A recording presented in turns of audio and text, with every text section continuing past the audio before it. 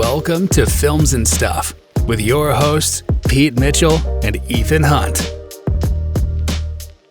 Pete, welcome back. Films and Stuff. How are you today? I am great, Ethan. How are you? Well, I'm comfortable in my chair because we have a big episode ahead of us. Strap in. This is going to be a big one. Strap in, get comfortable. You're going to need it. There's, well, what are we talking about first? And then it'll become apparent why. Yeah. So, for those of you who are unaware, just a couple days ago, James Gunn got on, Twitter and whatever, all these different social media posts, and released the formal announcement of Chapter 1, Gods and Monsters. This is the roadmap for the first phase of what is now being called the DCU, not the DC Universe, which is, great, fine, whatever. Who cares what the name is? The point is that, James Gunn and Peter Safran took over as co-CEOs of the Warner Brothers side of, or at least the comic side of Warner Brothers Studio. And they are now basically in charge of setting up the panel or the board for the next decade or 2 decades or whatever it's going to be, or however long they last. So it was big news. I mean, first of all, was it big news? It was definitely a lot of pomp. It's gotten a lot of coverage. I mean, as you mentioned, they released it on Twitter, like a video post. Apparently they did kind of a press conference with media in the Warner, I want to say parking lot, but that might not be right. Was it big news? Yeah, it's big news. I'll tell you why it's big news. It's because the superhero genre is now, first of all, so valuable. Yeah. And it was not the first time, but I would say this is the definitive statement by James Gunn and Safran as to where the DC universe is going, especially with regards to the previous outings. So I think it might have been James Gunn, and please note, a lot of the things I say are going to refer to James Gunn because of the two of them, between James Gunn and Peter Safran, I think the role is such that James Gunn is going to be the more creative side. He's writing a lot of the movies and shows. And I think Peter Safran is going to take more of the business side of the business. I think that's how the breakdown is going to be. So in terms of, creative decision making, in terms of, creative direction as to where the shows are going and where the universe is going, a lot of this, if not all of this, falls on James Gunn's shoulder. So primarily I'll be referring to Gunn, although there are a couple of points or one specific thing that Safran did, which I will touch upon, that I wasn't very pleased with.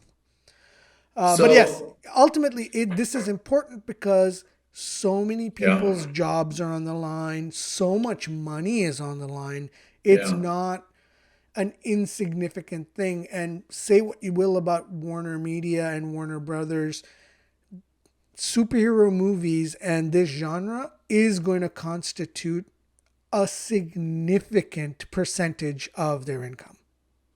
Yeah. I mean, the two headline things that I think, I'm sure we're going to go through like really, really granular detail of the announcement. But the two headline things that caught me were, first, what's kind of continuing to come out, that's not affected. And then they basically gave us, 10 different projects, and they identified, chapter 1 is cool. Giving it the subtitle Gods and Monsters is kind of cool, but I don't know if that really reflects the projects. But they released 10 projects specifically. Some of them have dates, and they've kind of identified that this is a 2.5-year plan. we expect 2 movies to come out each year, roughly, and 2 new series, all on HBO Max, whatever it's going to be called, per year. So that's kind of taking those 4 things a year, and since there's 10 projects, that's 2.5 years. We assume that these are going to kind of start at the end of 2023. Some of them obviously are in the works creatively. This takes us to about the end of somehow between 2025 and 2026 then for this first like chapter 1. That's pretty good visibility. I mean, that's 3 years away, but it's pretty good visibility in terms of what we have. There's nothing mentioned in terms of what chapter 2 is going to be, what it's going to be called, how many projects, blah, blah, blah. But those are the 2 things that really kind of captivated me, which was what is still going to come out and what were they kind of excited for? And then what's in these next 10 projects and how long does this expect to last? Yeah. So if you're looking for who's a good, like Aquaman, Wonder Woman, for example, they're not listed in this first 10, which means that there's nothing for them until 2027, 2026 at the earliest, kind of, right? Which means that the folks that play them now, Momoa and Gal Gadot, are probably out of those respective roles, right? Yeah. So like there's some things you can kind of assume based on the omission of mentioning them here. So I think let's start off by let's name the different IPs and the different projects, right? So we've got 2 phases. So it's the first chapter, but what James Gunn has done is they have separated the projects into 2 things, okay? One is going to be what we're going to call the canon universe, okay? And this is my naming of it. I don't know what the official titles are. So these are movies and shows which are all canonically existing within the same universe. So theoretically, you can expect cameos. And if something happens in one show, it happens in the universe of the other shows as well. Mm-hmm. And then you've got a second universe or a sub-universe called the Elseworld movies and shows. Yeah. And these are standalone properties and standalone movies or TV shows, and whatever happens in these stays limited to that movie and that movie alone, and there's no crossover. So if, for example, Batman were to die in an Elseworld movie, that doesn't mean Batman is dead in the universe. It just means in that movie he's dead and that movie series is finished. That's it. Yeah. Joker's a good example of that, right? Yeah. I think you specifically mentioned Joker. He did. So let's start with Elseworld because it's shorter and sweeter. There are 5 movies coming out in the Elseworld, 5 movies and TV shows, okay? The first is, of course, you've got, and this is not chronological, I'm just naming them. You've got the Batman sequel, Matt Reeves' Batman sequel starring Robert Pattinson. That's coming out supposedly sometime in 2025. You've got Joker 2 with Joaquin Phoenix and now I guess Lady Gaga, Folie à Deux. The sequel that comes out, I don't even know when. I didn't pay attention to dates at all for this. You've got Ta-Nehisi Coates' Black Superman project. So it's a Superman movie standalone where this Superman is, I don't know if that means Clark Kent is black or if it's another Superman who happens to be black. It could be the John Henry story. I have no idea. That's in active development now. Then, of course, you've got the Penguin TV show, which is a spin-off of Batman, the Matt Reeves Batman, starring Colin Farrell as the Penguin. And then the last project that goes in this Elseworlds is Teen Titans Go. It's an animated TV show. It's a fan favorite. Everybody loves it. I think it's, probably going to stick around for commercial reasoning, not so much for critical reasoning. Okay. Have you watched it? I've seen a couple episodes. They're great. I saw the movie. It's funny. It's geared to a much younger audience than it is for me. So it wasn't so much my cup of tea, but I fully recognize that this is like, were I to have children, this is the show I'd want them to be. I'd be happy for them to watch. It's funny. It's got all the superheroes in it. It's relatable. I'm in. Okay. So that's Okay. the Elseworld series, okay? Then you've got, before we get into the main studio movies, then you've got the series of movies that are currently in production. They're going to come out and be released as they are. They're going to fall Yeah. outside of the universe. So that's Shazam 2.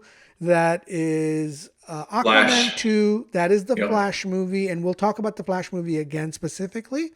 But those movies are going to continue. And once they continue, they haven't said this per se, but the implication or the inference I took from it is that's it. They're done. Yeah, I think that's the right way to look at them. Is that So they're in the pipeline, they're going to be released, yeah, but they've we already don't really released, need they've already to. filmed it, they've spent the money, Yeah. so they may as well release it. I think that's the logic behind that. And I think that's the right logic because you've already kind of burned so many bridges with the cancellation of Batgirl that you don't want to do more. And you certainly don't want to do more with these so-called A-tier characters.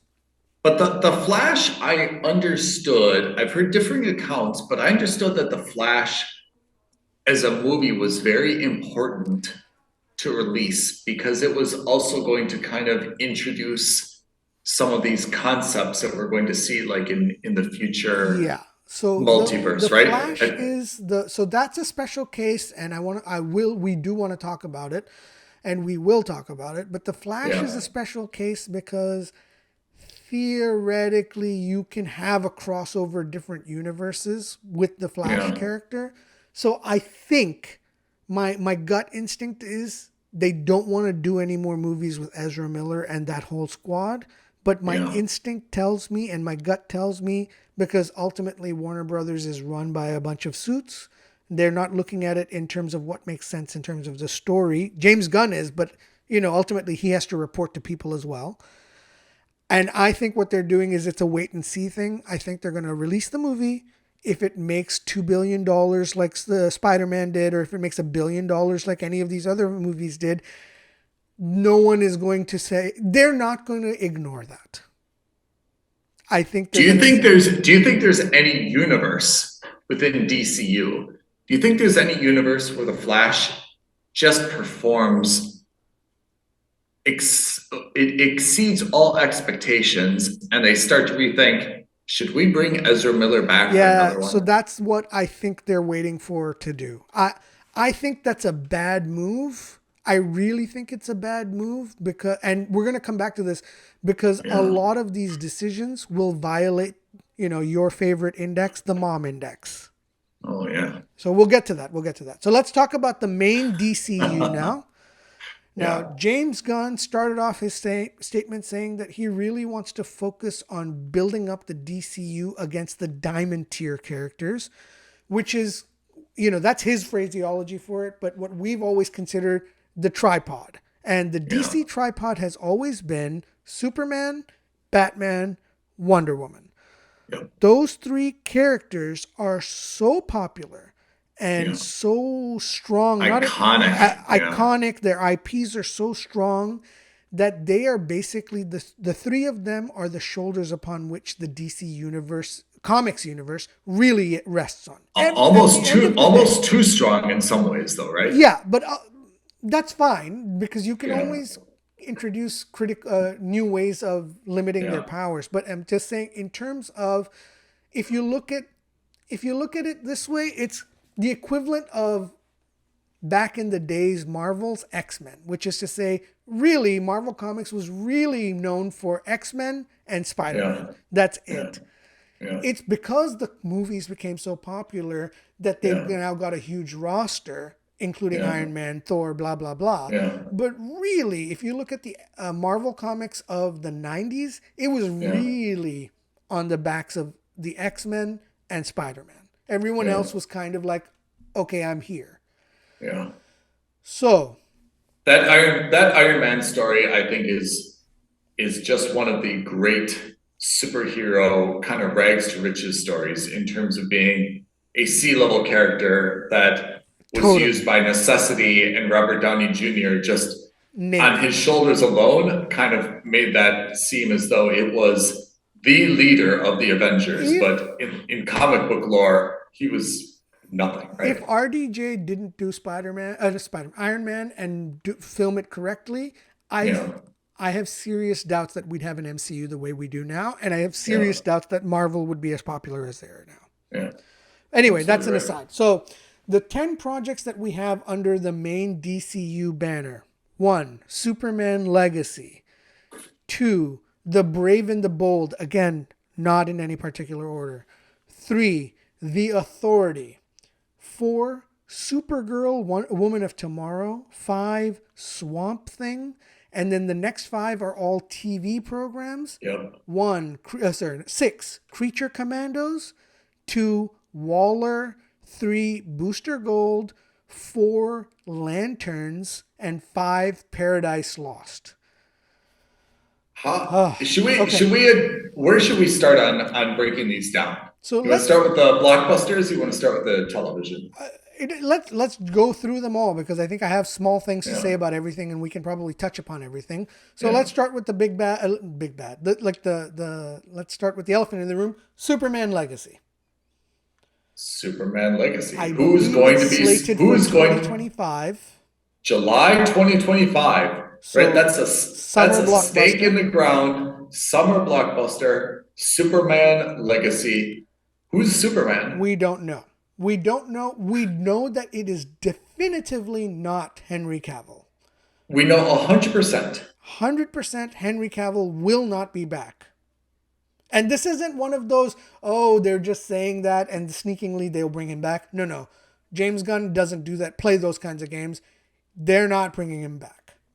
Do you think that's a good move? Uh, Creatively, yes. As a fan, no. But creatively, absolutely. He's 40 Yeah. years old, or he's about to turn 40. By the time the movie comes out, he's 42. If he's supposed to be like the guy who's gonna build this series off of for the next 10 years, it's hard to see a 50-year-old man Yeah. play Superman. I think also because even though I've come to like Cable a lot in this role, I don't think that, and it's not his fault, that Superman has just not been iconic, you know? I just don't, I think if you would poll people, whether they're fans or not fans of cinema and superhero movies, I just don't feel like there's a huge demand for like another Superman with Henry Cavill in that role. I And think I think that Henry Cavill was the first Superman we've had that actually looks like Superman. that's true. In terms Yeah, of that's physical, true. etc. Yeah. I'm not saying that in terms of quality of acting. In fact, if you're looking at that, I think you should do a deep dive on Christopher Reeve's Superman and the Oh, difference Dean between Cain. Dean no, Cain. but even forget about Dean Cain, forget about the TV guys, forget about all of them. Like if you look at the difference between Superman in the uniform versus Clark Kent in a suit, Christopher Reeves was the only one who really understood that there was supposed to be a difference, not just in terms of the the external look, but also in the mentality. And like Yeah. you can see it in his physicality as Clark Kent. And Christopher Reeves is the only one who's done it. Dean Cain, very handsome, very good looking, but still was Dean Cain just in a suit. And Henry Cavill, exactly the same. Very handsome. He looked physically super strong as Superman. The moment you put him in a suit, though, he just looked like Superman wearing a suit. I really think Christopher Reeves, Very short list of folks who have played Superman, huh? I mean, you really think of, Brandon Roosh or Ruth, yeah, Dean Cain, and then of course eh, I don't remember the the name dude actor's who name was from in Smallville. Smallville. Yeah, and I Yeah, don't remember the guy who's in Supergirl now, the TV series. yeah. So in any case, Uh, so that's Superman Legacy. Okay, so let's break it down. I guess we made it as well. So Superman, fine. I think that's a good idea. I don't really have a critique on Superman. I like that they're going with an established but a younger Superman. So he's going to be in his mid-20s. I'm okay with that. I think that's good. We don't need to see the origin story anymore. Certainly not for any of these characters. So it's nice that we're going to see someone that's already established. I'm in. I would only hope that we are, and James Gunn did make a point of this. He said, look, from now on, we're not the Snyderverse, we're not the Whedonverse, we are just the DC universe. So by that, I like that because he's basically saying to me is our tone is going to be consistent across all IP, which makes, to me, I like that. I really like that because if you looked at, for example, Wonder Woman, super colorful, super funny, or Aquaman, super colorful, but then same universe as Superman or Batman, which was so dark and so dour, it didn't fit. And in this case, he's saying, look, tonally, the movies may be more aggressive, they maybe have this, that, but tonally, these guys all exist in the same universe. So I'm a fan of that. Okay, the next thing that we're talking about is The Brave and the Bold, which is about Batman, and more importantly, about Batman and Robin. This Robin, however, isn't Dick Grayson. It's not Tim Drake. It's not Jason Todd. It's not even, oh my God, Carrie or Shelley. I can't remember the fourth one. This is Damian Wayne, his biological son. Did I ever know that he had a biological son? You would if you read the comics. It came out of the Raven the Bold comic books run. So tell me, because when I heard this, I was like, hold on. What movie did Batman even have a baby? But so you're saying it's in the comics. What's the backstory to this? In the comics, Batman, while he's training with Ra's al Ghul as a young man, kind of has an on-again, off-again relationship with Ra's daughter, Talia al Ghul. Oh, really? And they get it on. They have a one-night stand. I mean, again, on-again, off-again relationship. At some point, Bruce Wayne gets Talia al Ghul pregnant. She has her baby. Wow, this is in comic books? Yeah. Jeez. Yeah, but remember, so the comic books aren't like what we used to think of as comic books in the past, and it's certainly not the Archie comics, right? These are adult problems, adult situations. These are adult Talia problems. raises Damian Wayne as her own up until I think 9-10 years old, and then she randomly shows up with Damian Wayne to Wayne Manor and tells Bruce, surprise, this is your son. I've raised him for 10 years with the League of Assassins. He's well trained, but he needs more training. And more importantly, he needs a father. And she leaves him there on his doorstep and takes off. And what's Damian's reaction to this? And Damian is very aggressive, right? Because he's been trained by the League of Assassins. So he's physically very gifted. He's a very capable fighter. But he's also a very confident and aggressive guy. So they battle with each other mentally. They're both type A's and alphas, So it's a very interesting thing to see him have to kind of learn to take on another Robin, and B, also realize that this isn't just any Robin, it's also his son. So hold on, who's Batman? Pattinson? No. Again, we don't know who the new Batman is. This is not Pattinson. Pattinson's in the Elseworld movies. We're getting a new Batman as well. Oh, that's good. But isn't that a little bit confusing? We're going to have simultaneous Batman. I understand you're supposed to go into a movie. So remember what I was saying about the mom index? Yeah. This is where the mom index is going to come. So we'll definitely come back to that. It's a really good point you're saying. And it's a very valuable point what you're saying. This is something that the DC universe and James Gunn is going to struggle with. You and I are above average fans of not just movies, but comic book movies. And already I can tell, even for you, you're struggling with the idea of having a Pattinson Batman and now what's going to be a new Batman. And they're going to exist simultaneously. I mean, that's weird. I don't know, give me a name of an actor, right? Ryan Reynolds, right? Okay. So let's say Ryan Reynolds, I see this new Brave and the Bold, and I see Ryan Reynolds playing Batman, right? Yep. He's Bruce Wayne. He gets now his son, Damian Wayne, and they've got their whole story. Okay. And then what, 6 months later, I'm supposed to go see the Batman 2 Exactly. with Pattinson, and I'm supposed to forget all of that happened and Exactly. compartmentalize. And then once that's over, remember that when you see Brave and the Bold 2, that, oh, by the way, we're back to Ryan Reynolds and his son and a different story. Again, this is going to be a nightmare for DC to deal with, and I do not envy them at all. Is But this hold on. necessary? I don't think so. but It's here we not necessary because this is. Can we just focus on this point a little bit? Yeah. I'm actually not opposed. I mean, of course, we're not opposed to the reboot. We've been saying for how many years, DC is a mess, right? And even, I think even in his announcement, Gunn said, hey, things are a little bit messy, right? Yeah. But why are they repeating the exact same mistake that got them into this mess and got him hired? So I think what they're doing is, I think what James Gunn is doing is the DC universe is going to be the one that exists for the next 30 years, and the Elseworlds universe is not. So basically, Pattinson is done. Yeah. They'll do one more and then they'll cancel. One, right? maybe two more. I think basically what they're doing is they're letting him run out the clock.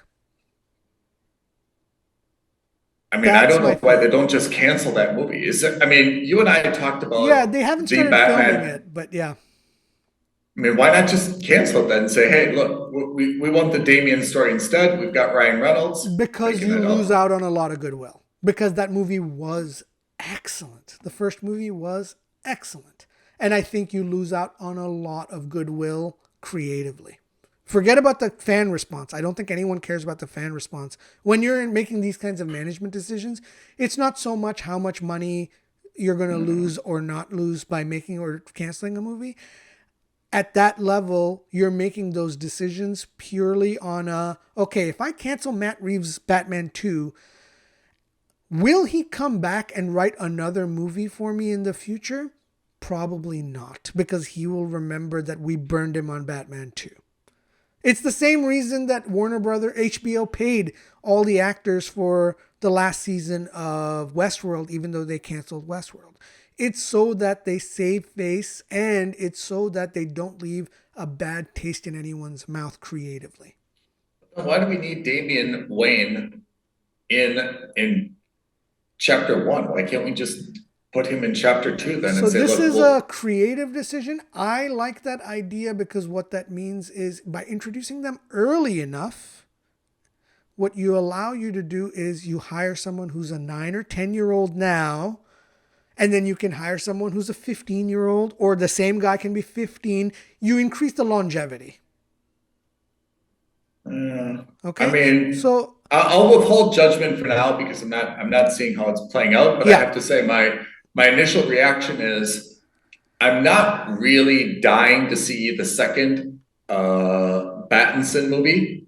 We had the same critique, which we thought there was a lot of good things about the Batman. We thought that he was a terrible Bruce Wayne. We don't need to see any more of that emo stuff. And I'm not dying to see a movie about who I now understand is Batman's son and parenting issues and these bratty little puberty spats. So my initial reaction is if I was just on an interview panel, I'd say, I'm not really enthused about this. What else do you have that could be the other placeholder for this instead? Let's do one thing. Let's go through the 10 different IPs, and then we can talk about the overall picture, because I think what you're getting into is super important, because you are already, just with the second title that we've talked about, you're already starting to form an opinion on the entire chapter. And I think this is the problem with chapter 1. We aren't, the direction is, I'm not saying it's wrong, I'm not saying it's right, but for someone like you, who just after 2 movies, you're already starting to create what could theoretically be a negative perception on the chapter, this is an issue for the entire thing, right? All right, what's number 3? Number 3, The Authority. Now, I have to say I'm a little bit excited about this. You don't know what The Authority is. I did not when I read the announcement. Yeah. And sometimes I just feel like DC is like making up names. Yeah. Like they're just taking like random dictionary words and turning it into a group. Yeah. I had no idea what this was. I looked at it. I understand that this is, as Gunn described it, kind of like a morally gray superhero group that they believe that they need to take a more active role. We've seen this a little bit in Avengers, the differences between Captain America and Iron Man. And apparently the authority says, hey, the end justifies the means. We may need to get our hands dirty, but that's what's needed to kind of solve the problem. Exactly. So think of the X-Force in regards to the X-Men. So the X-Men are kind of like peacekeepers, and X-Force is more like we're going to attack first. And or think of the Suicide Squad, but with superheroes instead of, bad guys. Is this another anti-hero movie? It's not. It's supposed to be. So theoretically, the authority is composed of heroes and pure heroes. Yeah, it's just that their mentality is that, listen, sometimes you got to break a few eggs. Can't make an omelet without breaking a few eggs. So that's the authority. Okay.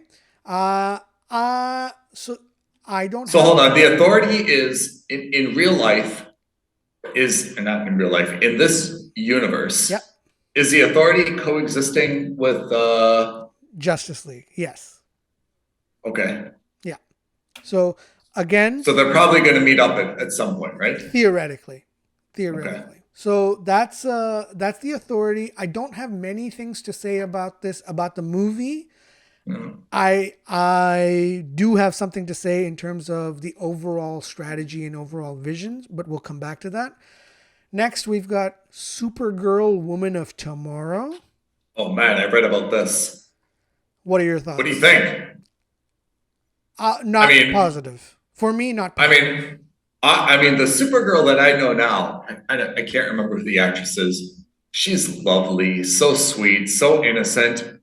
But I get it that it's a little bit dull. And I understand that the backstory for this Supergirl, Woman of Tomorrow, is that she stayed on Krypton and she kind of got isolated. So she's kind of coming to Earth with like a bad attitude, as opposed to Clark Kent's Superman, who's good at heart. Was raised, yeah, exactly. Yeah.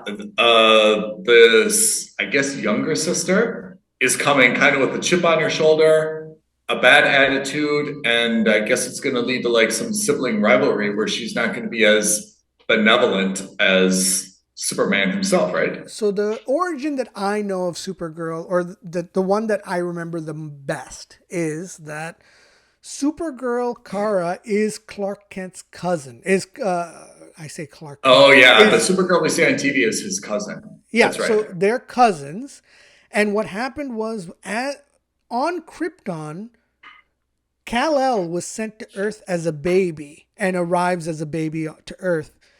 Yeah. Kara is already older on Krypton. She's already like 15, 16 years old. Yeah. And then she gets sent to Earth. But on that journey to Earth, her ship gets like, I guess, delayed, as in like it gets rerouted or whatever. And so Clark... Avenue 5 style. And Clark grows up. Kal-El grows up. Yeah. So he becomes the older one by default because she arrives. When she arrives, she's still 15 or 16. But by this point, he's 20. He's learned to become Superman. So he takes on, even though chronologically he's younger, physically he's older. And so he takes on that mentorship role to teach her about, what Earth is like, because she's still got the mentality of a 16-year-old from Krypton versus a baby who was born and brought up, or basically brought up on Earth. So that's the Supergirl I know. Clearly, they're not entirely going to do that. I don't exactly know what they're going to do. I have a lot of fundamental problems with having a Supergirl movie in the first chapter. And we will talk about that as well. Swamp. Can I ask? I mean, if you're just looking at what has been canceled and what has been made, we've got rid of Batgirl, and we've added a Supergirl. Yep. Right.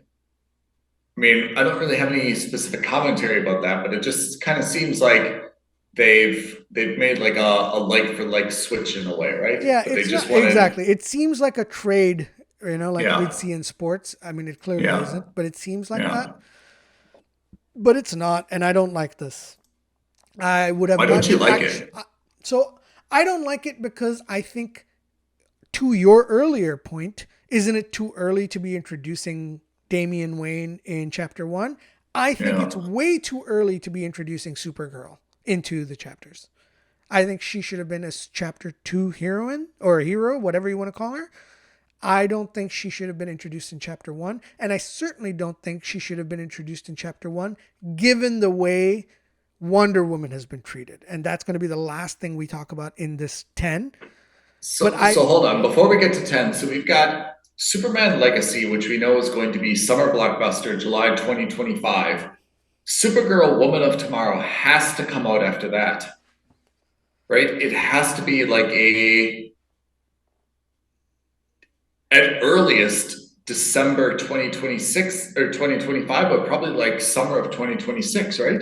I guess, again, I didn't pay attention to any of the dates because I was They didn't give any date. I didn't see any date for Supergirl. I did see a date for Superman Legacy, but it seems like they cannot introduce Supergirl before they do Superman Legacy. Doesn't that just kind of make sense to Well, you? unless the movie is primarily about her time on Krypton first. Then it makes total sense. Yeah, yeah.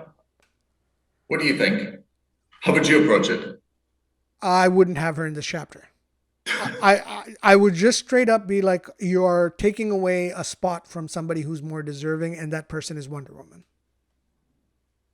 Wonder Woman is nowhere to be found, which means Gal Gadot is, unless she makes And I a think cameo, I think this was, or Paradise Lost. well, so Paradise Lost is about Themyscira, but it But takes it's place before Diana before was she was born. born, and Yeah. she's not going to be involved in the story. I think that was a decision James Gunn made strategically so that they could age Gal Gadot out. So they'd just be like, oh, sorry, she's not a part of chapter one. She's a part of chapter two. You're welcome to come back in 6 years from now, which is forgive my language, but that is a total bullshit way to handle this. I think that is a total cop out. And I really think that, you're the CEO of the studio now. Nut up. You've already done it to Henry Cavill. Nut up and just be like, listen, I didn't like the Patty Jenkins movies. I liked Gal Gadot, but she can no longer be a part of it. And just wash your hands. I don't know why, I don't know why you have to kind of pussyfoot around it and, play the good guy who's, just grow a pair and cut it off. But why didn't? So you're saying that you don't think James Gunn liked the Patty Jenkins two Wonder I'm Woman not saying movies? that qualitatively or whether he liked it or not. I just think that it didn't fit in his vision of what is going to happen, which is fair, by the way. That is Yeah, totally fair. We're seeing that with Batman. We're seeing that with Superman. yeah. So why couldn't you do that? Why couldn't you make the cut clean? Because you really do Patty Jenkins and you really do Gal Gadot dirty by this. What's next for Gal Gadot? I mean, I she mean, doesn't have like any good other thing for her iconic is roles. she's great. She's stunning. She can do a lot of different things. Yeah. So I don't think this is going to cause her to lose any sleep. But do you think that she just woke up one morning and she sees this press conference by James Gunn and she's like, "Oh, great!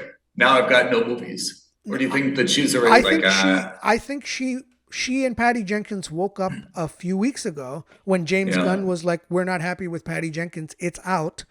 And they were both surprised. I think that's when that happened. But at the same time, Gal Gadot is so in demand. Overall, she's a what else very she? attractive actor. She's a What very else is good she actor. in? She's Yeah. not going to lose job. Like, she's not going to lose sleep over this. She's going to have tons of opportunities. Yeah. So, okay. That again, so Yeah. we'll get to that. So that was Supergirl. I don't think this should be a part of it, and we'll talk about that. I'm really disappointed by the whole Supergirl thing.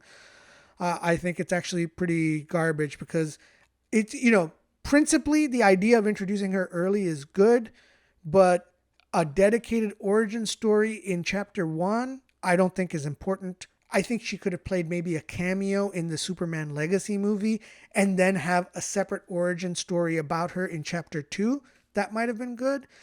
And even if you don't want to see Wonder Woman in chapter 1, I think there's another hero that they should have talked about or brought into this first chapter, Martian Manhunter. I don't know what that means. So Martian Manhunter, one of the members of the Justice League. Okay, he is a Martian. He's the last surviving Martian, of his species that was on Mars.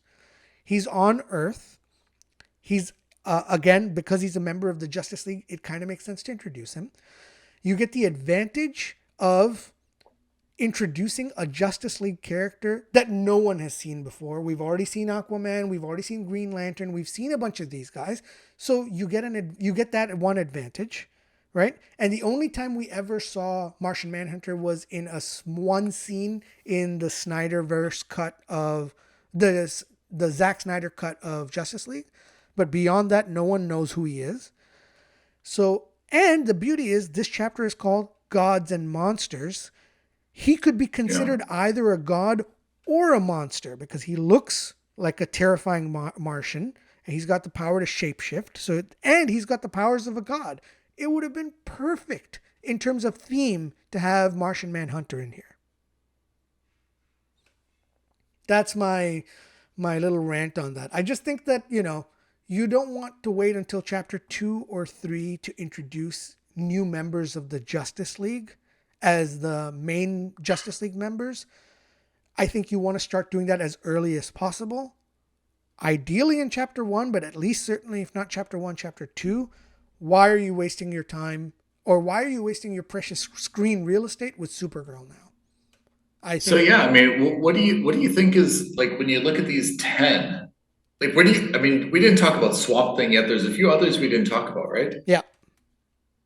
Like, I went through the 10 and okay, Creature Commandos is animated. Yeah. Okay. Lanterns, we didn't talk about. Tell me about Lanterns. I don't get it. So Lanterns, more than one lantern? Lanterns is going to be about the Green Lantern Corps. And more specifically, it's going to focus, I believe, on Hal Jordan and on John Stewart. So from Earth... Is there more than one Green Lantern? How does it work? Yeah, so the Green Lanterns are part of what's called the Lantern Corps, which is basically the police officers of the galaxy. Oh. And from Earth... In the history of Earth, there have been only 3 humans that have been selected to be members of the Lantern Corps. The first was Hal Jordan. The second was, I think his name was Kyle Gardner, but he was the least favorite. And then the third and most recent is John Stewart. And Hal Jordan and John Stewart, or a combination of 2 of them, have been Lanterns at the same time. So from what I understand, this is going to be a TV series that centers on the 2 of them, which I am excited for. That I'm very keen on. That I think is a masterstroke. To do it as a TV series, I think it's great. Okay.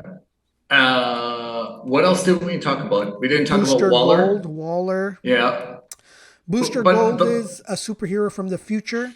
He's kind of like this imposter. He steals a time travel device, moves back to the present day Earth, and using his future gadgets, pretends like he's a superhero. Jake Gyllenhaal, Superman, Spider-Man, Far From Home, right? Kind of. Okay. Yeah. So that's that. And then Waller, this is the most egregious of the 10. This is the one. You're so angry about this? Yeah, it really. I literally wanted to throw my remote and my notepad at my computer monitor. I was so. Tell me why. So James Gunn makes a big overture about wanting to separate the previous universe and move forward with the current universe, right? And that's great. But the problem is that Waller is a spin-off of Peacemaker, and Peacemaker was a spin-off of the Suicide Squad. Yep. And Suicide Squad was a part of the previous DC universe. Yep. But because Peacemaker was James Gunn's personal baby, Yeah. And because his fiance is the lead in that show, and I'm being this is me making a lot of wild accusations. Don't come at me, but I'm going to go ahead and make it. Okay. The point was that Peacemaker was firmly a part of the old Snyderverse. We saw a cameo with Flash and Aquaman in the sequel of the in the finale in of the Peacemaker, last one, right? Yep. You've got various references to Superman. Well, that's primarily why Waller wants to do this. So why is Waller not a part of Elseworlds? Why is it a part of the main DC universe? And more importantly, how is it a part of the main DC universe? For me, the moment I saw that and the moment I realized that it wasn't a part of the Elseworlds program, it reeks of favoritism. Look, Gunn is ready to throw out everybody else's creation into the garbage, but not his. Like, he's got no problem throwing everybody else under the bus, but his own thing, this was a problematic thing for me. I really thought that in terms of, if you're going to have a unified message, this is not a part of that unified message. The same old DC mistakes then, right? This is, again, the same old DC mistakes, which is, the previous regime dicked people around, kind of did everything on the basis of, well, I like you, you're my favorite, so I'll do whatever you want. James Gunn even made an allusion to that when he was talking about how Henry Cavill got screwed over. But guess what? You're doing exactly the same thing. And maybe there is a creative reason for this, right? But you need to highlight that now, because the only thing I can see right now is that Peacemaker was James Gunn's baby. His fiance is the lead on that show. And then all of a sudden, Waller is going to be a part of the main DCU. Why? Why? Because that way you get to backdoor Peacemaker into the main DCU now? So you're saying Peacemaker should be in an Elseworld, right? Peacemaker, theoretically, on the basis of what they said, should be Elseworld. It's previous generation, and it's not supposed to be connected to anything here. Yeah. What about Swamp Thing? I think the last one we didn't talk was Swamp Thing, right? Yeah, so Swamp Thing, theoretically, again... Where does that come in? That's got to be an Elseworld, right? No, that's the main DCU. How? Exactly. So... Swamp Thing is an important character. He's one of the stronger characters in the DC universe. He is a superhero, but he's not really a superhero per se. He's a part of nature. He gets along well with Poison Ivy because they both believe in the natural order of life and, plants and blah, blah, blah. What is Swamp Thing though? It's oh man. So like Swamp Thing is like historically so old, like kind of these like cheesy, like horror movies, but like what's his backstory? Yeah, so that's the thing, is I don't know the current backstory that exists in the current DC universe. Please don't hold me to this, listeners, but if I remember correctly, it was just a guy who got inundated with toxic poisoning of, poisoned with, some kind of toxic radiation kind of thing, and he was like, his body was thrown out into the swamp. And then he merged with the creatures of the swamp, or his body did, and he becomes the Swamp Thing. And he connects to nature and earth and blah, blah, blah. But you have raised the exact point I wanted to, which is Chapter 1 of the DC Universe. Are you really going to, again, waste screen time introducing a D or C tier character at best? Now, I get that the theme is gods and monsters, but Swamp Thing, super ultra niche, people will, like you, remember him from that terrible movie that came out in the 70s or 80s that was like the schlock horror kind of movie. But a majority of your audience isn't going to know who these people are. It's a huge ask for regular people to go see Swamp Thing in the cinema. It's the equivalent of, can you imagine back in 2010 if Jon Favreau introduced the Eternals in Phase 1? Yeah. Okay, so we went through 10. What's your I'm getting like your decibels are like sorry, getting higher and higher. I apologize. There's no apology, because I think this is what we're getting at. What's your overall impression? You just listened to this press conference. You just watched the Twitter post from Gunn. Okay, we've been waiting with bated breath. Yeah, we've been so excited to see where DC this reboot goes, what's your initial like impression? Like, how do you feel? Okay, so let's talk. You don't sound impressed. Let's talk about the good first. Okay. Yeah, let's talk about the good first. The good first is I like that they've got Elseworld in there because it kind of clears the air for fans and for people who are in the know. It clears the air as to where these standalone movies fit into the universe, which is that they don't. So we're going to call them Elseworlds movies. You can watch them independently. If you skip them, you don't have to worry. It's going to have no impact on the main DCU. That I appreciate. Okay? I like that Gunn has made nice overtures about having a proper plan, and we can see that. He's outlined his chapter 1. He's made it clear that the previous regime dicked people around. He wants to start a clean slate. So the previous members are more or less out. Again, TBD with Ezra Miller and The Flash. I think that's going to be a commercial decision, not a critical one. So that's a good thing. The bad things, and I think there are quite a few. So first, let's shift back to Peter Safran. I didn't like what he said. So he made a comment about Batgirl, and he basically shit on the Batgirl movie. He said that... what did he say?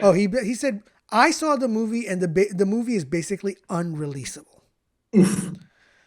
And that is not... That's not throwing someone under the bus. It's backing over them. Yeah, again, that's right? Literally driving it over and then exactly reversing back.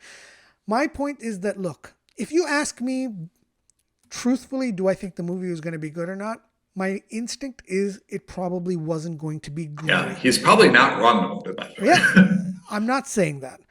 But I think that statement reeks of trying to save face for Warner Brothers about the movie's cancellation. And you don't do that by crapping on the director, crapping on the writer, crapping on the lead actors, crapping on the entire crew of the movie. Just admit that, hey, listen, we didn't want to release it. It was probably for tax benefits. It wasn't my favorite movie, but everyone did a good job. But, this was a decision made out of my hands. You don't go and try to twist the knife in deeper. Can I give you a hot take, though? Yeah. Isn't there something refreshing about someone just being like straight up about it? I mean, I agree. Totally. The political move is to say, look, it just didn't fit with our vision. I just want to thank the cast and crew that put in like tremendous efforts. We really considered this long and hard. It just didn't fit with our vision. Isn't there something really refreshing about someone who said like, hey, we looked at that thing. It's a piece of garbage. We're not gonna push that on our fans. We're not comfortable releasing it. If we're gonna release something, we want to make sure it meets a minimum threshold. We owe that to our fans. We didn't think that hit it. You know what? Isn't there something like?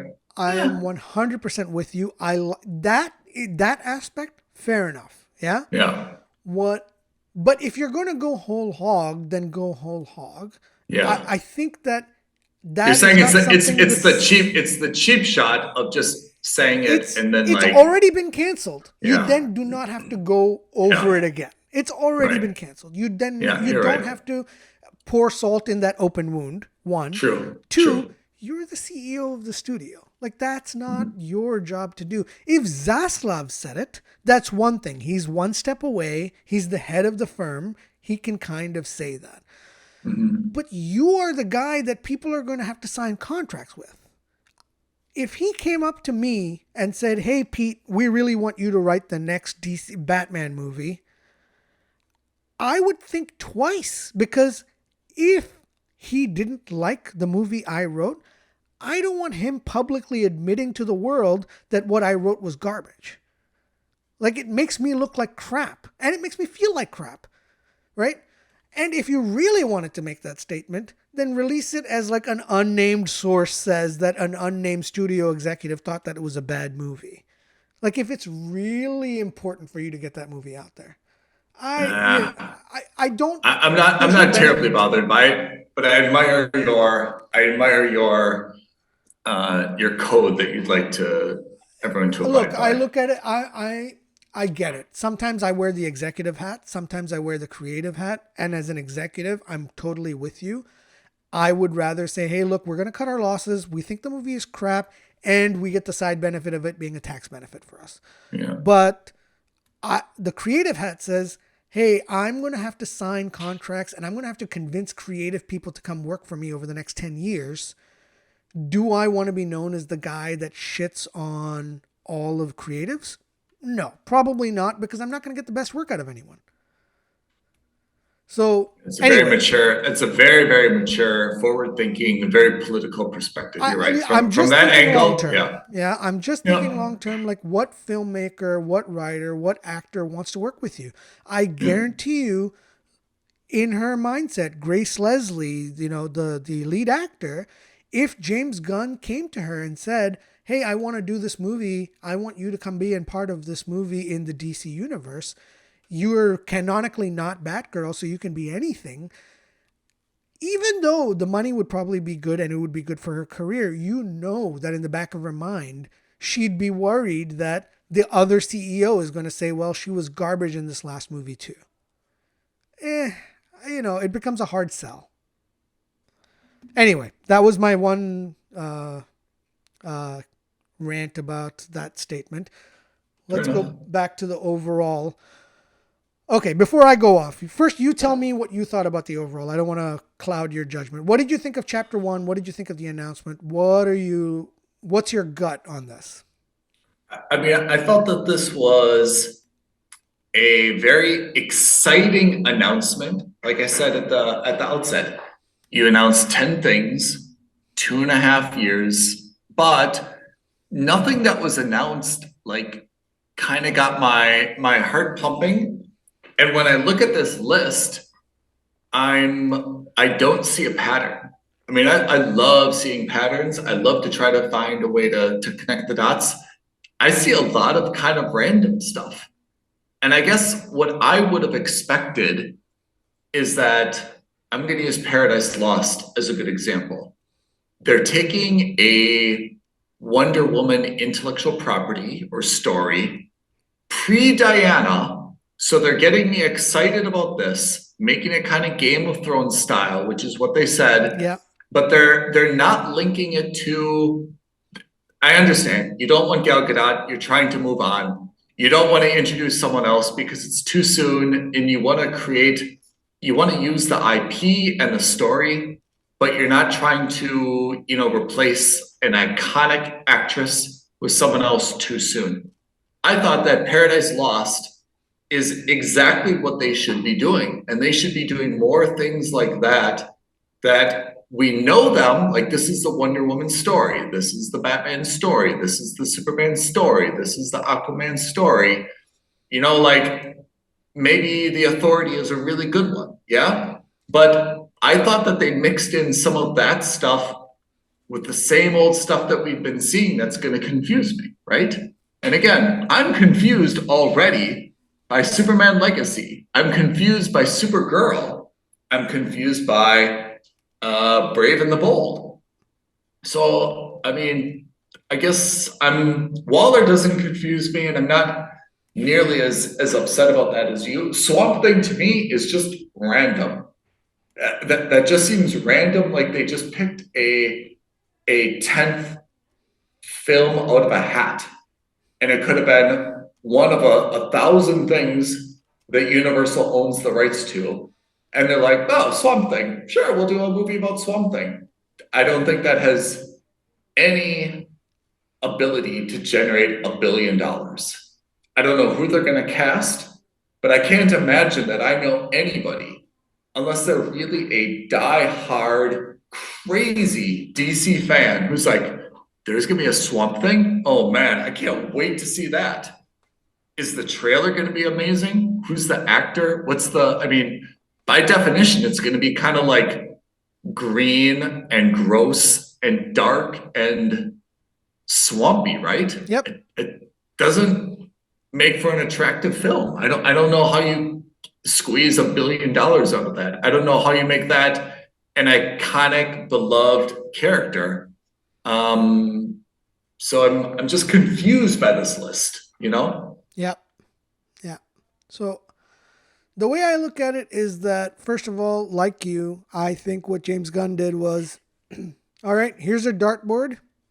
I'm going to chuck it. I'm going to chuck a dart at it. Whatever character that dart lands on, that's what we're going to make a movie or a TV show about. Yeah. So it seems like a super weird mix of mainstream and then super obscure properties. And the whole thing seems like a huge gamble or risk. Probably calculated, but it still seems like a very, very big risk, right? I also think that James Gunn has chosen projects that I think he personally finds fun. And that could be a downfall for the studio. Ultimately, you need to pick up properties that you know are going to pay the bills. And I'm not so confident that those properties can. Like you said, I don't think Swamp Thing is $1 billion property. And I know that $1 billion is a crazy benchmark, but that's kind of like the benchmark that the MCU has established, right? Maybe not $1 billion, but certainly 500 million, certainly 700 million. I think the worst performing movie of 2022 was probably Black Panther. And again, because it was limited. And I think that was a $750 million movie. Something like that. Maybe more. I can't remember. Whatever. Yeah. They're making absurd numbers on their movies. Yeah. And again, I don't think Quantumania is going to make $1 billion, but I am quite confident it's going to make over 500 million. I'm quite confident. I mean, if you and I love talking about American football, but for me, if we were at MCU and we were like a little bit nervous, like, oh, maybe DC is going to get their act together, maybe we're really in trouble. Don't you think that they'd be laughing after this announcement? Like, oh, yeah, we were worried. This would be same old dysfunctional DC. The MCU and it's like up 3 touchdowns in the fourth quarter, and the opening drive of the fourth quarter, DC fumbled the ball. I was going to say it's like a team rebuilding, you know, and they're like, okay, now they're going to start rebuilding. They hired the wrong coach. They're doing the same mistakes that they did previously. They think they're going to have a better outcome. Like, these guys are never going to get their act together. I just don't see this as, this may be a decent strategy. It may straighten things out considering how badly it was, even just a year ago. But I don't see this as a fan. I'm not even talking about the money. Exactly. I just don't see this as a fan that I've got any clarity where this is going. I'm not interested in watching an animated Creature Commandos show. I couldn't give two anythings about the Authority. I would much rather have you build up the foundation for a proper Justice League rather than you introduce the Authority at this stage. And once you've done all of that, then maybe I'm open to other shows. And I know this is formulaic, and I know people crap on Disney for their formulaic approach, but it's formulaic for a reason. It works. I wouldn't have wanted to see Guardians of the Galaxy in the first phase. I'm glad we saw it in the second the way they did, because the world was established, the universe was established. The way I liken it, and maybe this is a more apt thing, is kind of like George Clooney's career, right? He's very careful about making sure he does 1 or 2 blockbusters in Hollywood or mainstream movies, or, like the Nespresso ad that he does, because he knows that the money that those things generate will fund his passion projects.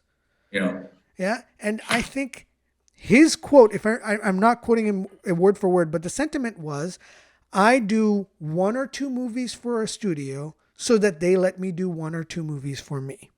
And this is really important, because if James Gunn is doing these shows to amuse himself and not to satisfy the wants and desires of the overall fan base, Warner Brothers is in serious trouble.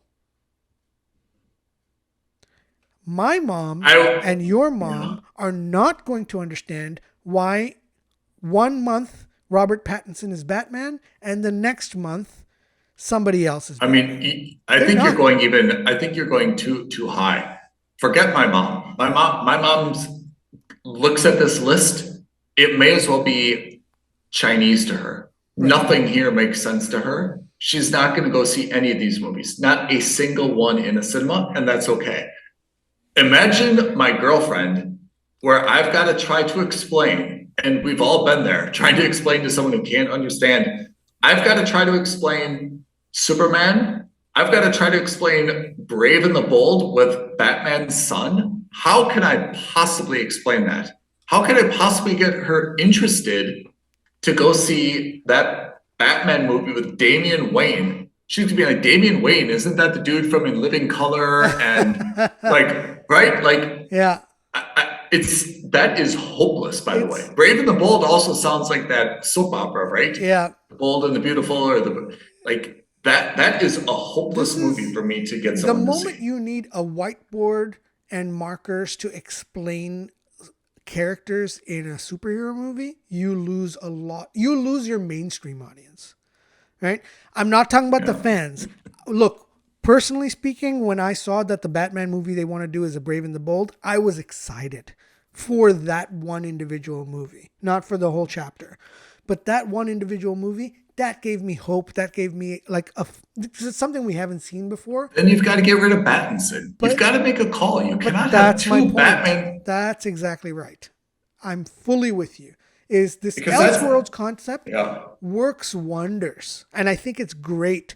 And I think the beauty of the Elseworlds thing is that I would treat Elseworlds almost like an independent studio, which is you get to make DC property movies, but they are not allowed to talk. They are not allowed to dip their toes into the DCU. Yeah. So if you want to make a Swamp Thing movie, make it in the Elseworlds. Yep. You want to make a Booster Gold movie, make it in the Elseworlds. Okay. I'm okay with all of these things make sense to me as things because they're not. Yeah. And if you're going to insist on making Booster Gold a mainstream character, no problem. I have no issue with that either. I just think that introducing him in chapter 1 so that I have to explain to you or to other people or other comic book fans have to explain and understand why and who Booster Gold is, that's kind of nonsensical. Let me make a statement and you tell me if I'm way off on this. All right, go. DC is really diminishing women. They've canceled Batgirl, probably a good decision. I'm okay with that. Supergirl, Woman of Tomorrow, I think we've discussed that by definition, we're going to see kind of a messed up Supergirl. We're not going to see this nice, benevolent, full of hope, optimistic. Yeah, we're going to see kind of like someone who's a little bit bitchy, someone who's a little bit short-tempered, someone who's kind of got a chip on her shoulder, who's angry. That's not cool, right? A little bit like Captain Marvel in the first movie. What about Brave and the Bold? I mean, we're basically seeing a mom who raised an assassin for years without telling the father, just dump him off. And then we're kind of diminishing Batman as some type of absentee single father. Doesn't seem good. Waller, you know my position about Waller. I think Amanda Waller, even though I really like Viola Davis. Viola Davis is awesome. Amazing. Amanda Waller is a horrible character. Yeah. Absolutely a horrible, even by definition in the show, she depicts herself as a bad person. I have no, how is that good for society? How is that good for, creating someone who's a hero, someone who's supposed to be creating a good example, someone that people should aspire to be like? Awful, awful, awful. I'm really disappointed, I have to say. And you know that I've never really picked up the feminist torch on this podcast, but I have to say, when I'm looking here, I haven't seen that they've really done any favors to women. Their most iconic woman, Wonder Woman, isn't even nowhere to be found. Yep. They're gonna have a Brave, or they're gonna have a Paradise Lost. But all it's going to be is an island of women fighting each other for supremacy and who's going to be the leader. If it's supposed to be Game of Thrones, how is that good either? So this whole thing just seems ugly. So, and on a practical basis, actually, you raise a good point there. On a practical basis, if you look at chapter 1, you also look at the heroes in terms of their power sets. So you've got the Amazonians, they're going to have their individual superpowers, right? Yeah. And then you've got a Kryptonian in Superman, so he's got his power set. And then you've got Batman and his power set, or skill set rather than power set, right? Why would you want to introduce another Kryptonian? Her powers are so similar to that of Superman, right? So I think, of course, tonally the movie is different because a woman will have a different outlook and different experience than a male Kryptonian or the Superman version, of course. But the power set is the same. And if you don't want to look at that, then if you look at the Kara, and then if you look at the Amazons, their power set is similar and their genders are more or less the same. So it becomes you start to overlap in terms of power. You're starting to overlap in terms of origin. You're overlapping in terms of gender identity and gender issues with the Amazonians. It becomes you make Supergirl the least interesting superhero because the differences will have to come from the story, not from the skill set or positioning. That's the problem. Yeah. I don't know. I just think that to have Supergirl in here, again, I don't have a problem with Supergirl. I think Supergirl is great.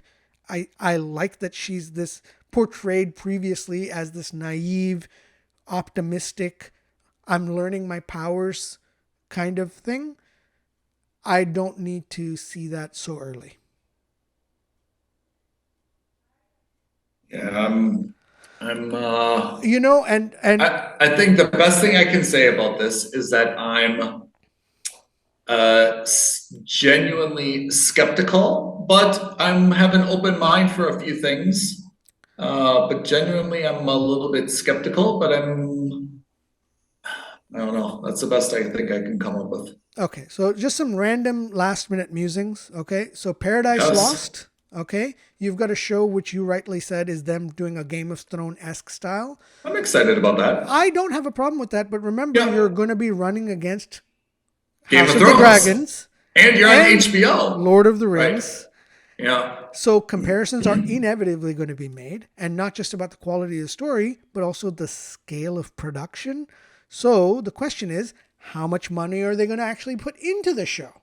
Right? So practically speaking, Warner Media is on a cost-cutting rampage. It's trying to save $3 billion a year in costs. Now you're going to ask about putting another 10 episodes or 6 episodes or whatever, and building a brand new society and island life and all that isn't going to be cheap. It's not going to be something that they can kind of put together for $10. So, that's a practical issue that I think they're going to have to discuss. I think that costs overall and production, the Warner Media is kind of like on I don't want to say they're on a shoestring budget, but it certainly seems that way these days. So are you going to be able to make a Batman movie or a Superman movie for $200 million?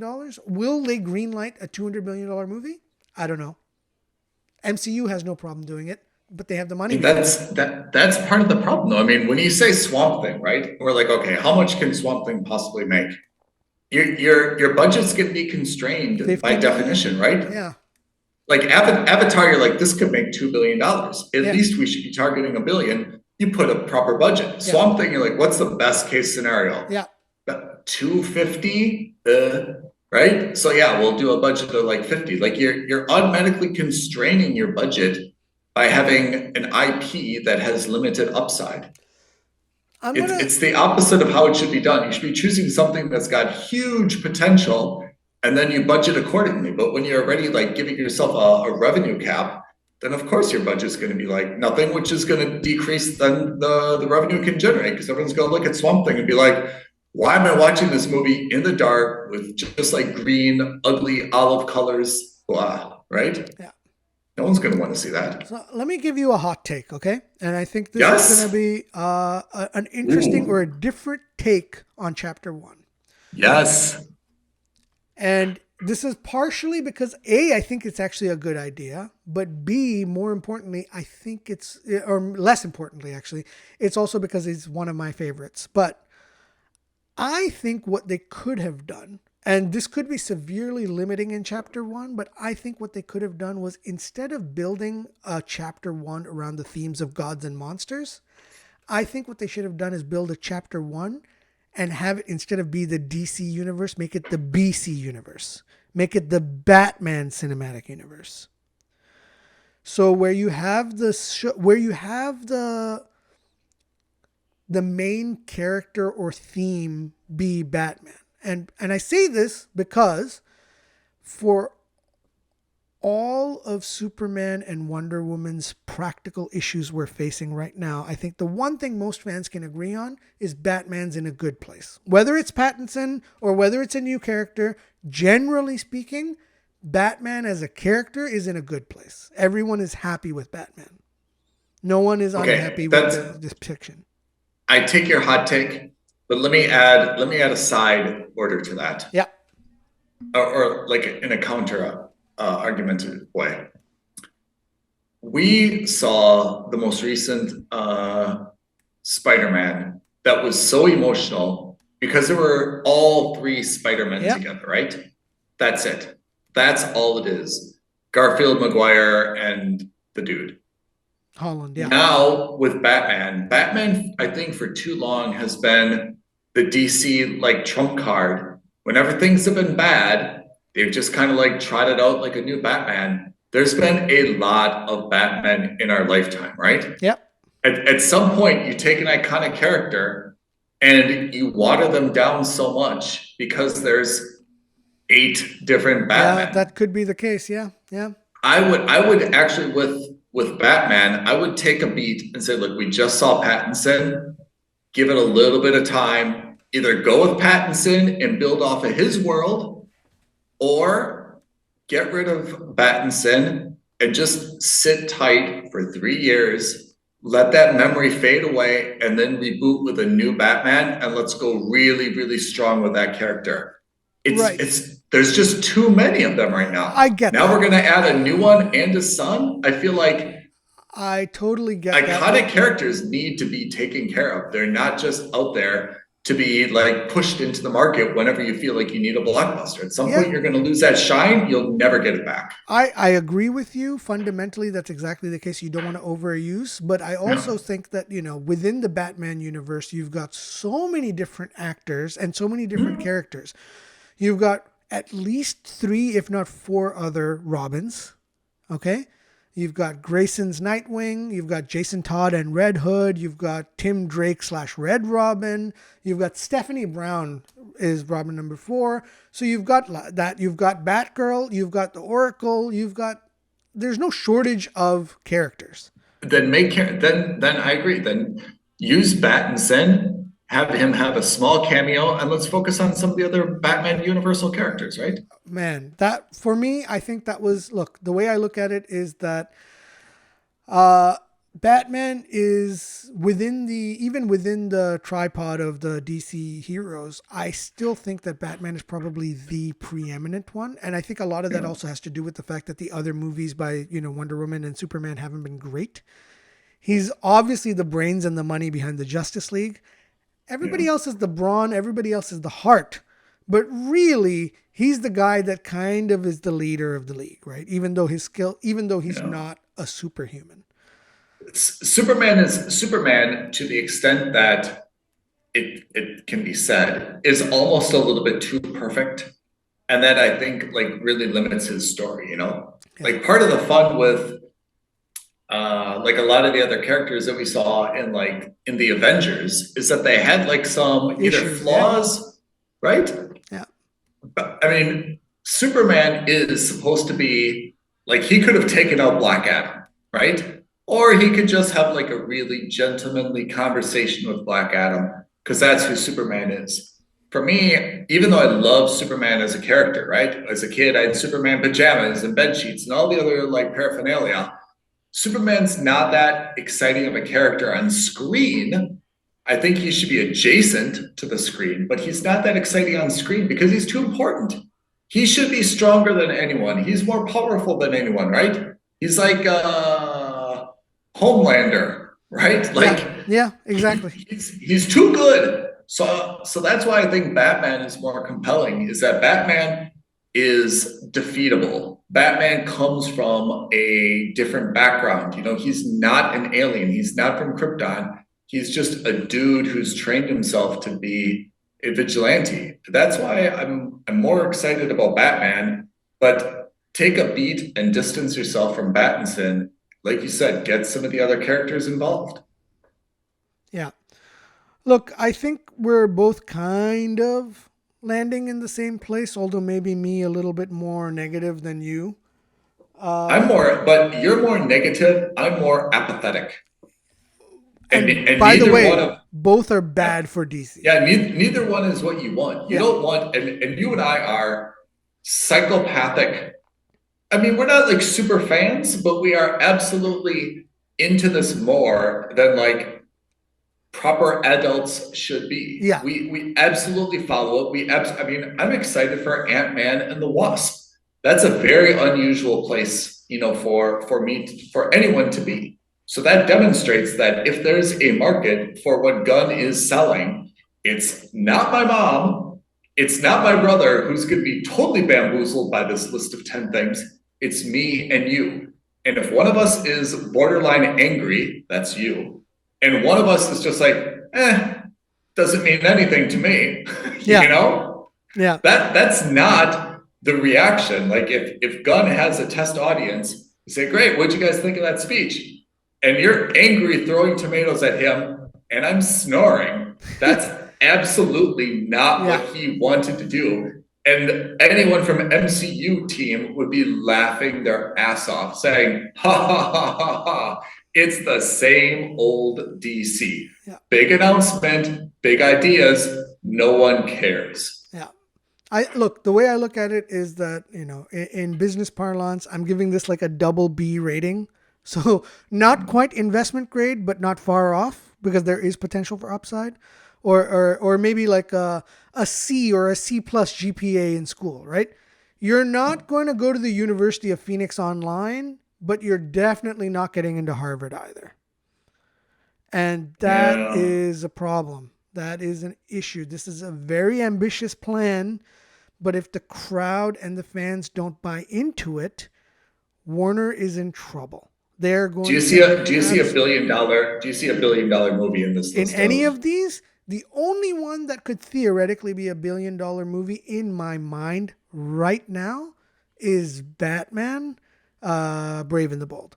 Only one, and that's, by the way, that's a stretch. I don't genuinely, out of these 10 properties, I don't see $1 billion movie. I just don't. I think Brave and the Bold gets close, or is the closest. I think Superman gets closer, maybe closer, but that's it. Certainly not Swamp Thing, certainly not Supergirl, and least of all, certain Authority. And of course, look, I hope I'm wrong. Please be good enough that I'm wrong, right? But this is just... none of these are doing anything for me. And if it makes $1 billion, it will be a case of like Avatar, where you're just like, I saw it. I don't get why it's $1 billion movie, but fine. It's $1 billion movie. Can we think of this in a different way? Stay with me on this. What if this is not really the Gunn agenda? What if he's trolling us to kind of see the reaction? Like, what if this is his test balloon? Because this list is so berserk. What if it's just his test balloon? He's like, hey, let's have a big conference. Let's put it out there. Let's see what gets some traction and what gets, you know, people like really, really angry. I've got it in my mind that I'm going to kind of like divide this into 4 different directions, but I want to put these random things out there to kind of see where it lands. I don't see it. First of all, in terms of a troll, if there's one director who would troll us like this, it is James Gunn. So kudos. I didn't even think of it that way. But I don't see it because the stakes are too high, and because he's no longer just a director. He's the co-CEO. And that has material impact on financing and funding. So for him to do a troll thing like this, if this were the case, that would have material impact with investors in the Warner Media company. And I just don't see him rolling the dice on something like this. What I would have done in his place if I wanted to test the market is to say, hey, we're releasing 15 projects in the next phase in chapter 1. Here are the first 10, and here are some blank spots that we're going to put question marks on that we'll fill in at a later date. Yeah, I mean, maybe I think that's the way I would have done it as well, which is to go a little bit more thematic, which is like, hey, we're going to have a show on HBO, which is going to focus on, the pre-Diana, the Wonder Woman story, pre-Diana. Yeah. That's a theme. We're going to focus on, ancillary characters in the Batman universe. We're going to focus on, the, members of the Authority, or, something else, apart from Justice League. If he would have given some themes and some spin-offs and that would have, I think, been a little bit more comfort, where he doesn't really box himself in, but he gave us kind of a hint of the direction, and then he could have pivoted a little bit easier given what he said. But you're right. I mean, I threw it out there as maybe he was trolling, and I don't mean he was trying to piss us off, but maybe he was sending up test balloons. But I agree, these things are actually so specific. Now Swamp Thing, you can't really back out of that. How do you pivot? Can't say, how do you pivot once you've already announced that Swamp Thing is going to be it? I get that the overall theme of chapter 1 is gods and monsters. I get it. I don't get it. Where are the gods and monsters here? So Superman is a god, and Batman portrays himself as he's considered as a monster in terms of not physically, but in terms Waller's of a monster. Criminals is something to fear. Basically, is gods. These are beings that are meant to be feared or adored. We don't know yet, right? Or general people don't know. So I get that, but my point is that, look, thematically, I get that you want to do gods and monsters. Why do you? It's too much of a deep cut for Swamp Thing. And that too as a movie, as a blockbuster movie, because I don't care even if it's an independent style. I'm only putting $10 million into this movie and shooting it with Kevin Smith and a handy cam. That's fine. But by default, because you're now Warner Brothers, because you're now a part of the DC universe, every movie is going to have the expectations of being a blockbuster. And if you didn't want that to happen, stick it in the Elseworlds category. I agree. I still think they could have made Pattinson work. I really think they could have still made Pattinson work. I don't know. But I get it. They want a clean slate, and that's fine. I also appreciate that they want a clean slate. I think Pattinson was so miserable as a Bruce Wayne that he cannibalized. And I'll never forget you saying this, and it's so smart, and I'll always remind people of how smart it is. Bruce Wayne is different than Batman. It's two different characters. And I think that Pattinson bombed so dynamically as Bruce Wayne in that movie that it can't be salvaged to do anything other than put him in Batman 2, where he just punches people for another 3 hours. Yeah. He can't.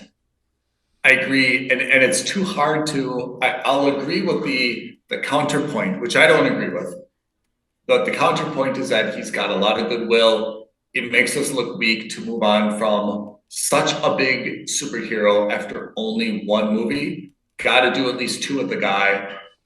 Okay, I hear that point, but my take is that if I were Snyder, I'd say, Pattinson, you are a way better Batman than I ever would have thought. Bravo to you. I only knew you from Twilight. I never thought you could pull it off. You pulled it off amazingly, but I'm sorry to inform you, we're going in a different direction. Yeah. If Gal Gadot got cut and Henry Cavill got cut, I'm really surprised that Pattinson did not. Yeah. I didn't. Oh, by the way, I didn't like how James Gunn. I thought that was such a sneaky thing that he did and said about about Cavill being cut. I thought that his argument and his reasoning was actually comedic even though he wasn't meaning to be, I think it came off as comedic. What did he say? So he said that, we never fired Henry Cavill. He was just not hired. I'm sorry. Technically, you're right. You're absolutely right. You haven't fired your guy, but come on. This is a franchise character in a series. Not hiring someone is the same as firing them. Did you ever see Office Space? Yeah. So you remember Milton, the guy who had the red stapler? Of course. Yeah. Someone. And Milton had been fired decades ago, but he was never officially received, but he was still getting his salary. So they said, yeah, we didn't talk to him, but we fired him permanently this time. Oh, what did you do? We just stopped paying him. That's basically the solution that he has proposed is, yeah, we didn't fire him. We didn't send him a letter that said you're fired. We're basically just not hiring you for the next movie. Yeah, that's a lame, weak ass defense. I think that's Bush League to me. Yeah, you're right. Yeah, and again, when your partner has already gone out of his way to crap on Batgirl, and when you and your partner have gone out of your way to crap on Patty Jenkinson, then I think you should just nut up and be like, listen, I understand that Henry, I understand that you're very popular with the fans. I appreciate you, and I'm sorry you got dicked around by The Rock, but we don't want you anymore. We're resetting the slate. I would have much more respect for him. Yeah. I don't know. Look, the whole thing has left a really not great taste in my mouth on not just the DC universe, but also James Gunn. And that is purely subjective. I am always hoping for the best. I want all of these to be billion-dollar properties because then that means that we as fans are getting movies that are good or getting shows that we're enjoying and that we're happy to talk about. But right now, based on what we've seen, based on the limited knowledge that we have, I can't help but feel, in your case, you can't help but feel apathetic. And in my case, I can't help but feel a bit let down. It's really a disappointing outcome to a widely anticipated press conference that had some major announcements. And significant ramifications to the industry overall. So, I don't think this is what they were hoping for. Have you read online? I mean, are our sentiments consistent with everyone else's, or are we like outliers? I have no idea. Because once I saw that thing, I saw my research online has been limited to finding out more about individual projects to see whether I would like them or not. Again, I have high hopes for the Batman movie. I have high hopes for Superman Legacy. Everything else is kind of meh. Booster Gold could be interesting. It has the potential to be like a comedic spin, which I like. Oh, Lanterns is probably... I take that all back. Lanterns is probably right now the highest or most anticipated show of all of them. Yeah. But everything else is kind of like, I could take it or leave it. And in most cases, I'm ready to leave it. I have not done I have not canvassed the internet to see if this is true. So I'm making a little bit of a knee-jerk reaction. But when I'm recalling what I've read, my quick take is that the conference has been covered very factually. Yeah. I haven't read any rave reviews oh man, this is wow, we can't wait. I haven't read anything like that. I also haven't read anything this doesn't seem good at all. I think that I've seen only a factual coverage that was hey, DC is very optimistic about this. DC has announced this is what it will be, and they said this and this and this and this and this. Very factual reporting, which is what reporting should be.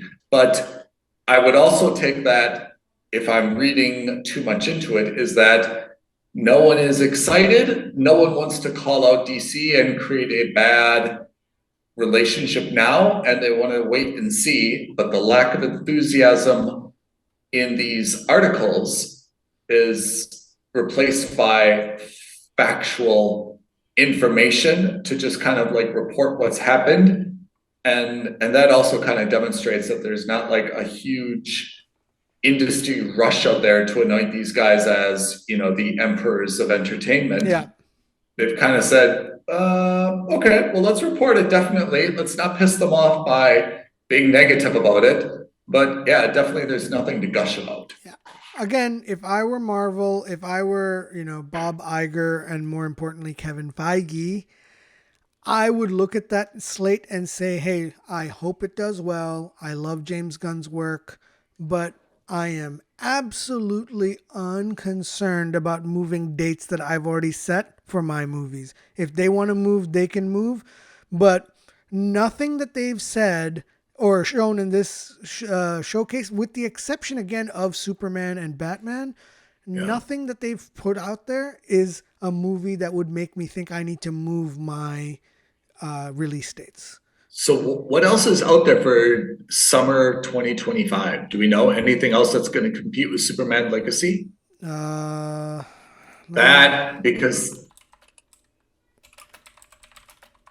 let me look. I'm going to look up the phase 5 of the MCU. Yeah, I don't.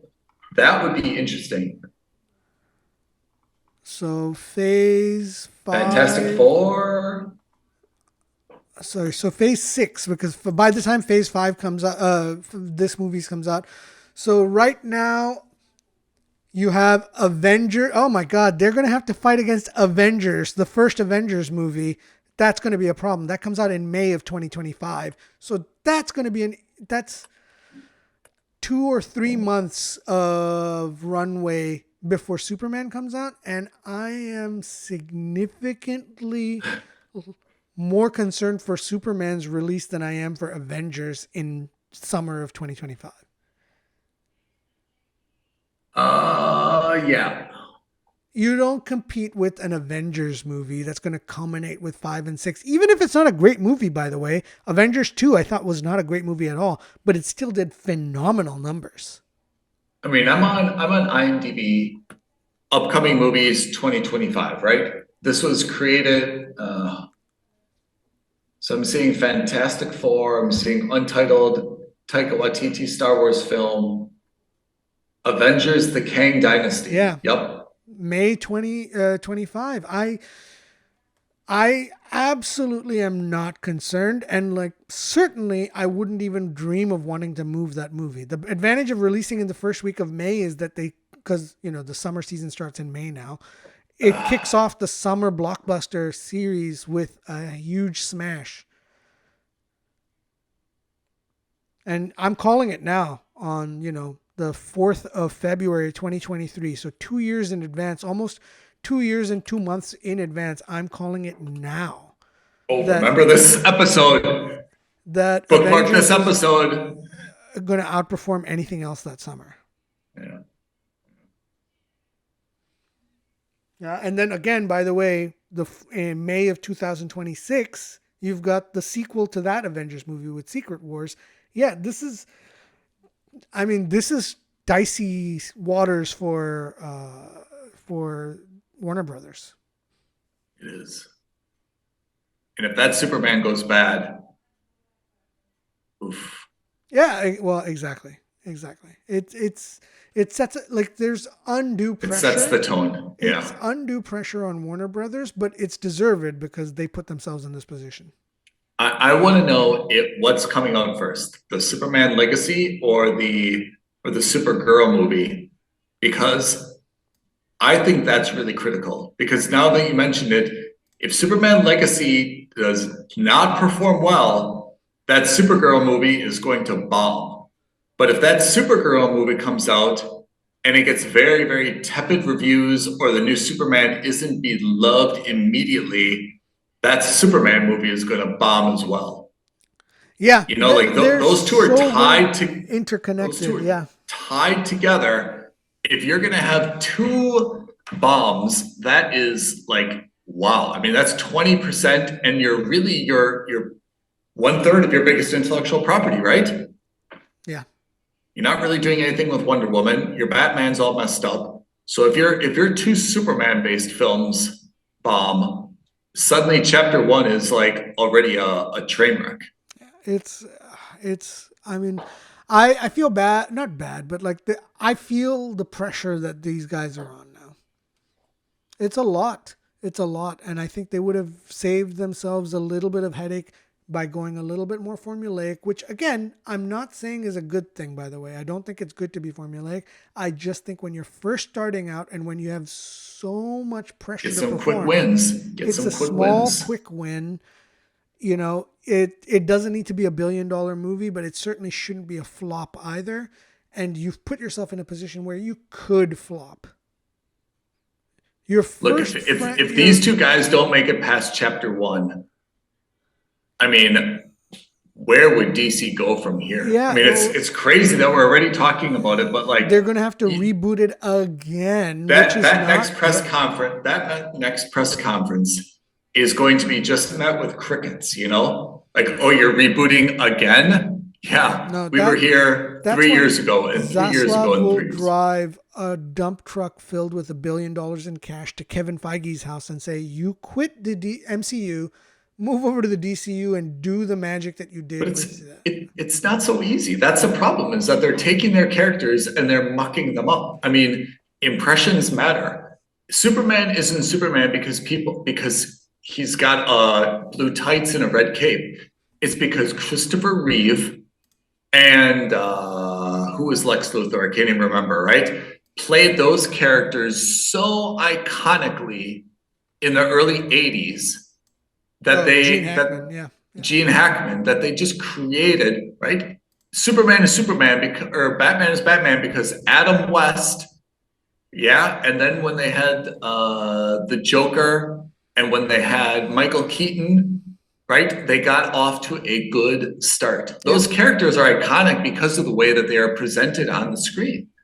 It's not the uniforms, it's not the names, it's not anything else. And if you're going to like mess that IP up, it's really hard to reboot again and get everyone excited for what the 4th, the 5th, the 6th Superman or Batman or whoever it is. You're losing people in the process. It's no longer special.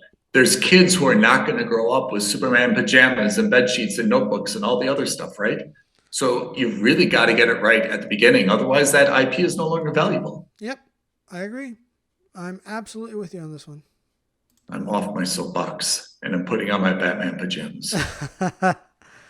It's fine. Look, again, like I said, not a failing grade, but certainly not to be determined good enough for you to get into the college of your dreams.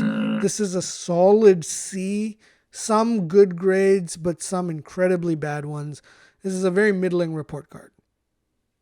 And again, I caveat all of this by saying it's not that I wish DC fails. Exact opposite. I am super keen on Superman. I am super keen on Wonder Woman. I'm super keen on Batman and Green Lantern. I want them to do well. I want them to succeed. And I really hope that I'm wrong. It could be very well that I'm very wrong, and that's fine. I'll be super happy to be wrong. I just won't be surprised if I'm right. Pete, I have to say this was one of our more enjoyable episodes and maybe even our longest episode, but it was absolutely worth it. Yeah, I agree. It's an important one, right? And again, impacts not just the genre, but the industry overall. So to be determined, as you rightly said. I mean, we'll be referring back to this, for years to come. And what we said today will either be prescient, or I think that means predictive, or it will be way off. We'll find out one way or another. But yeah, what we've said today is going to have, when we see the first trailer for Superman. We'll have to do like carve out some of the excerpts from this and go back and see if our predictions were right exactly. or not. Exactly. Okay. All right. Well, listen, guys, if you have any thoughts, let's get some feedback. Do you think I'm off my rocker? Did you like this conference? Did you think this lineup is good? Am I out of my mind, or am I a soothsayer? Have I predicted the future? What do you think? Let us know. Drop us a comment below. send us tweet at us at FNS Podcast. Yep. DM us on Instagram at Films and Stuff Podcast. Send us an email, aloha at filmsandstuffpodcast.com. Yep. Whatever it takes, I want to hear your thoughts on this. This is, we're fans of superhero movies. We're fans of the genre. We're fans of the comics. We really want this to do well. I am less excited. Ethan is more apathetic. Let's, tell us what we're getting wrong about this. What am I missing? Yeah, that's what I want to hear. What am I missing? Give me the counterpoint to why I should be thrilled about this, why I should be counting down the days or getting a digital clock that's going to 0 hour where I can watch some of these things. Give me the counterpoint. I really want to be excited about this. I love cinema. I love television. I love action. I love entertainment. I want to be excited about it. Give me a reason. Perfect. You heard it here. Maybe first. Heard it here. All right, listeners. All right, Pete. Thanks everyone for tuning in and for staying with us. We hope that you were comfortable, and we'll see you next week. We'll have more stuff to discuss. Thank you for letting me vent. Thanks everyone, and we get back to you ASAP. ASAP. Bye now. Bye guys. Thank you for listening to another episode of Films and Stuff. If you haven't already, please subscribe and review on Apple Podcasts, Spotify, or wherever podcasts are downloaded. Films and Stuff. There is no substitute.